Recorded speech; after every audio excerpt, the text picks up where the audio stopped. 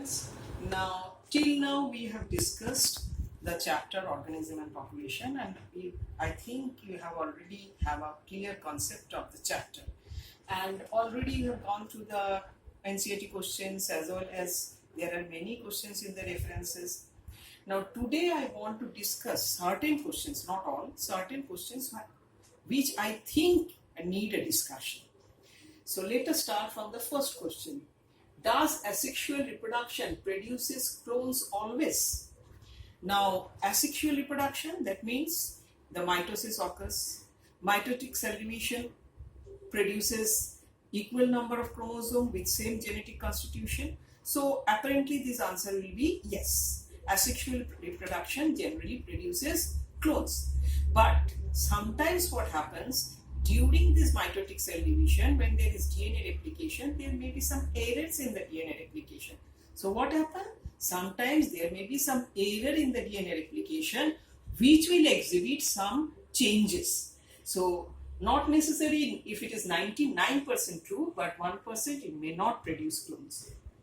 So go for the next question. Difference between fragmentation and regeneration. Now, we have already learned what is fragmentation. It is a natural phenomena. When an organism matures, it divides into fragments. Each fragment develops into new individual. What is regeneration? When accidentally certain part of the organism is cut off, then that part may grow into new individual, or the organism may regenerate that particular part. Clear? So it is not always synonymous with reproduction, and it is not a natural phenomena for reproduction. Clear? Suppose think of planaria. Each and every part which may develop and regenerate to a new organism. So where it is synonymous to reproduction. But think of starfish. If an arm gets deleted, only that arm will be regenerated. So their reproduction is not synonymous with regeneration. Clear?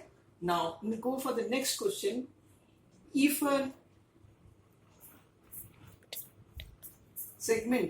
internodal segment of sugarcane is kept in a moist soil, will it grow to a new plant or not?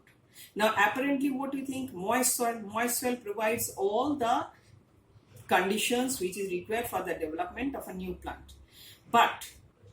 And sugarcane, we know it can grow into new plant vegetatively. So apparently this question, I will think yes, but no.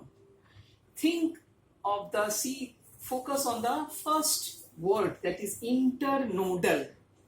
That means the segment does not contain any node. When it does not contain any node, it does not contain any meristematic tissue, and so as a result it will not produce a new plant.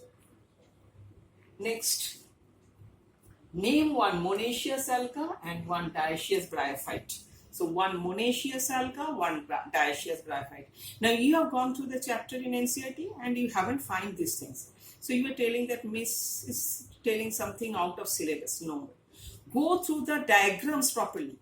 In NCERT, I am repeating again, in NCERT when you are reading for the board exam, you have to go through the diagram thoroughly as well as with the text.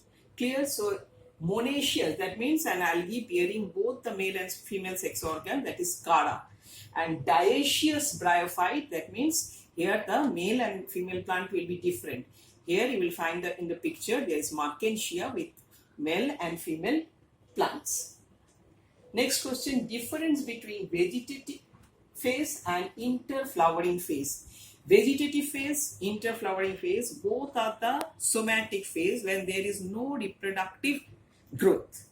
But vegetative phase occurs before the attainment or entering in the reproductive phase. And interflowering phase is a state within the reproductive phase. In vegetative phase also there is no flowering, but interflowering, what is interflowering? It is the phase between one season to other flowering season. In between there is somatic growth, but the flower does not develop, so sexual reproduction does not occur. Next is the cucurbita and papaya, both produces unisexual flower, but cucurbita is monoecious but papaya is dioecious. Bit tricky question. So both produces unisexual flowers, that means staminate as well as pistillate flowers. Now, what do you mean by monoecious? In monoecious, male and female gamete will be present in the same plant. It is not bisexual flower, it is unisexual flower, but cucurbita is bearing both the unisexual flower in the same plant. So it is monoecious, though it is producing unisexual flower. In papaya, the staminate and pistillate flowers are borne in two different plants. So it is dioecious. So cucurbita is monoecious as because staminate and pistillate flowers are different but borne in the same plant. But papaya is dioecious as because they are borne in the two different plants. Next, in a garden, few papaya plants never produces fruits. Now, just now we have learned that papaya is dioecious, so male and female flowers are borne in two different plants. So, staminate flower, the plants which is bearing staminate flowers or the male plant will never bear the fruit. Next, difference. So, difference in the gametogenesis of algae and angiosperm. Now, gametogenesis means production of gametes, and we know that gametes are always haploid. In algae, the life cycle is haplontic life cycle. That means the major phase of the plant is haploid. And so, when the gamete here after the formation of zygote, it undergoes immediately meiosis and then forms the plant body. So, when the formation of gamete is there, it undergoes mitosis. But angiosperm is a diploid plant body. It has a diploid plant body, and so when it is produced gamete, it will undergo meiosis. So in algae, since haploid plant body, it will undergo mitosis during gamete formation, and angiosperm, it is diploid plant body, it will undergo meiosis during the formation of gamete. Next is, in an area, the turkey bird produces females for about 15 generations. How? Now, in this context, we can recall parthenogenesis. What is parthenogenesis? Here the organism produces female gametes. That female gametes directly develop into new individual without undergoing fertilization. So think of a turkey bird which is produce female gametes. That female gamete is producing organism. So obviously it will produce female.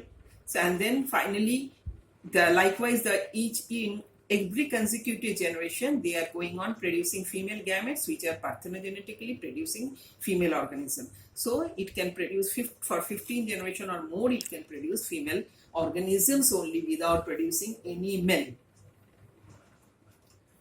Next, another thing we have to go through very thoroughly is the ploidy. Now, various structures like anther. What will be the ploidy of the anther? Anther is the male reproductive part. The ploidy of anther will be diploid. Next is the pollen. In anther, we know that mycospore mother cell undergoes meiosis to produce pollen. So, undergoes meiosis, that means pollen will be haploid. Next is the male gamete. Pollen by mitosis produces male gamete. So, once the chromosome number has been halved, now if it undergoes mitosis, it will also produce the half the chromosome number. That means male gametes will be also haploid. Next, ovary, it is diploid. Clear? Ovary is the female reproductive part which is diploid. It will produce ovules. Ovules are also diploid. Within the ovules, in the embryo sac, there is the meiosis which produces egg, and that is haploid. Zygote, obviously fusion of two gametes, it is diploid. Endosperm in angiosperm.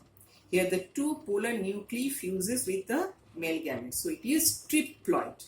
Some few other questions are there. Acornia like Taylor of Bengal. Mosses grows along the water bodies. This, I think, if you go through the class explanation thoroughly, you will get it. So let us have a look on the questions.